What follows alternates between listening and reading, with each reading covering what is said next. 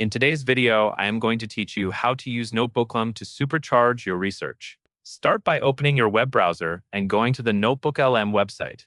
Once the page loads, take a moment to look at the main dashboard. This is where you will create and manage your notebooks, which are like dedicated workspaces for specific topics or projects. Next, create a fresh notebook by clicking the button that says Create New.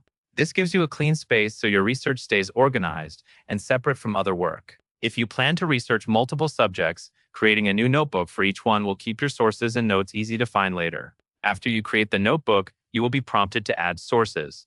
Upload the materials you want Notebooklm to reference. You can choose PDFs, paste in YouTube links, or connect files from your drive. As you add these sources, they will populate the source panel on the left side of the screen. This panel is important because it shows exactly what Notebooklm is allowed to use when it generates answers.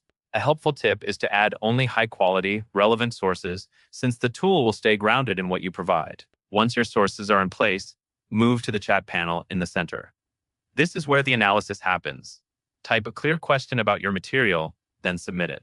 Notebooklm will respond using your sources and include clickable citations. Use those citations to jump straight to the original section so you can verify details quickly and stay confident in what you are using for your research. When you want to turn your findings into something you can share, use the Studio panel on the right.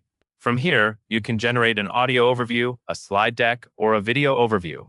These options help you transform your research into instant outputs that are easier to review, present, or summarize for others. Finally, as you get useful responses in the chat, click Save to Note on any answer you want to keep.